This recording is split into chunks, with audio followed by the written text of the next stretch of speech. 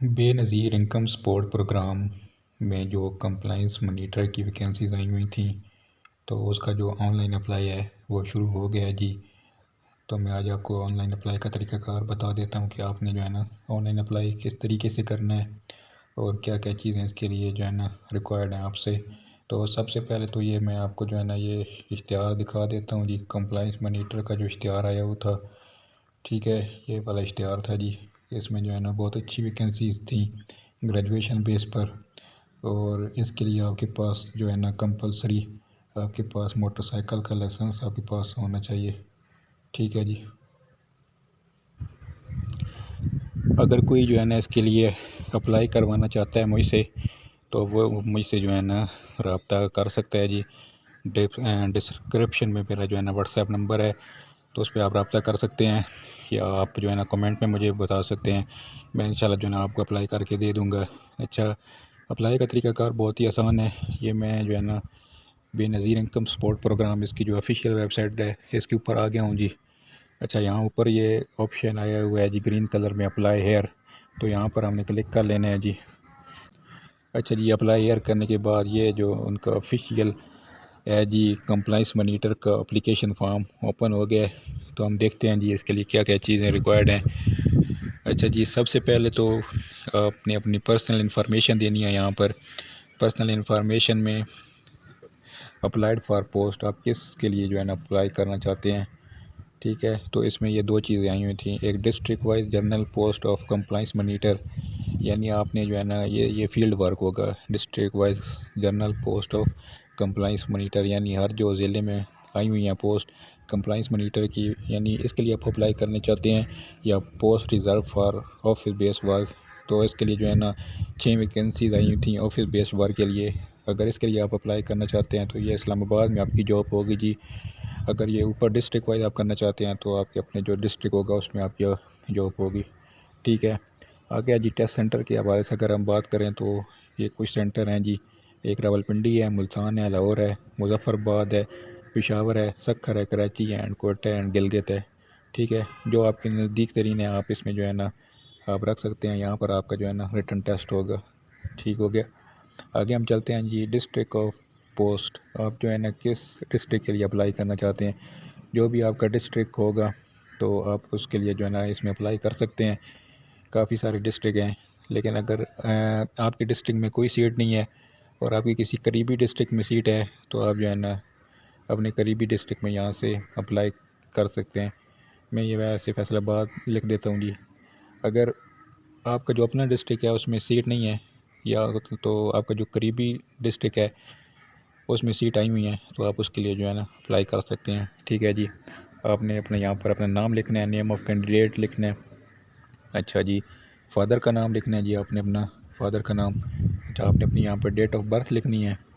आपने अपना जेंडर लिखना है, इसमें मेल और फीमेल दोनों अप्लाई कर सकते हैं। अच्छा जी, कॉन्टैक्ट नंबर आपने वो लिखना है जो किसी दूसरे जो है ना नेटवर्क पे कन्वर्ट ना हो, और सिर्फ़ एक ही नेटवर्क पर हो। यानी अगर वो जोंग की सिम है तो वो जोंग की होनी चाहिए नेटवर्क, किसी और नंबर पे कन्वर्ट नहीं होना चाहिए। अच्छा जी, यहाँ पर आपने आगे CNIC नंबर आपने अपना लिखना है जी, विदाउट डैशेस के साथ। डैशेस आपने नहीं डालनी, CNIC आपने यहाँ पर पुट कर देना है। आगे डोमिसाइल विद डिस्ट्रिक्ट, आपका जो अपना डिस्ट्रिक्ट है वो यहाँ पर आपने सेलेक्ट करना है, ठीक है। जो भी आपका डिस्ट्रिक्ट यहाँ से बनता है जी, बावलपुर बनता है या जो जो भी डिस्ट्रिक्ट बनते हैं ना, वो आपने यहाँ से कर देना है जी। अच्छा, यहाँ पर आगे अपनी ईमेल लिखनी है। ईमेल आपकी अपनी होगी जी, मोबाइल पर जो होती है ईमेल, वो आपने यहाँ पर लिखनी है। आगे जी LTV लाइसेंस, अगर आपके पास बाइक का लाइसेंस वगैरह बना हुआ है तो यहाँ पर आपने जो है ना उसको यस कर देना है। इशू डेट उसकी आपने लिख देनी है, और एक्सपायरी डेट यहाँ पर आपने लिख देनी है। अच्छा जी, आपने आगे एजुकेशनल क्वालिफ़िकेशन यहाँ पर आपने अपनी लिखनी है। पहले आपने अपनी मैट्रिक की लिखनी है, SSC की, ठीक है। ईयर ऑफ पासिंग लिखना है, कहाँ से किया आपने, यूनिवर्सिटी बोर्ड, और कौन सी डिवीज़न बन रही है आपकी, ठीक है, वो यहाँ पर आपने लिखनी है। अगर किसी में आपने स्पेशलाइजेशन की हुई है तो वो भी आपने यहाँ पर लिख देनी है। आगे है जी इंटरमीडिएट।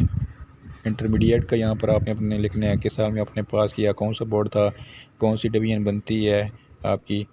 स्पेशलाइजेशन को अगर है तो वो लिख सकते हैं। बैचलर की डिग्री का भी यही प्रोसेस होगा जी, पासिंग ईयर किस यूनिवर्सिटी बोर्ड से किया है जी, कौन सी डिवीज़न बनी, ठीक है। आगे हमने मास्टर के बारे में लिख देना, अगर आपके पास मास्टर की डिग्री है तो यहाँ पर आप लिख सकते हैं, नहीं तो ग्रेजुएशन तक भी अगर आपके पास डिग्री है, क्योंकि इस पोस्ट के लिए जो है ना ग्रेजुएशन की डिग्री चाहिए आपको, तो ग्रेजुएशन तक डिग्री है तो यहाँ पर आप अप्लाई कर सकते हैं। अगर कोई आपके पास इसके रिलेटेड कोई एक्सपीरियंस है, अगर कोई आपने कोई फील्ड का वर्क किया हुआ है तो आप यहाँ पर लिख सकते हैं जी। अगर नहीं भी किया हुआ तो फिर भी जो है ना कोई मसला नहीं है, फिर भी आप अप्लाई कर सकते हैं इसके लिए। आगे अपना एड्रेस लिखना है जी, अपने घर का जो एड्रेस है जहाँ पर आप रहते हैं, पोस्टल एड्रेस वो लिखना है। परमानेंट एड्रेस आप जहाँ पर रहते हैं वो लिखना है। आगे ये चीज़ें देख लें जी, पासपोर्ट साइज़ फ़ोटो।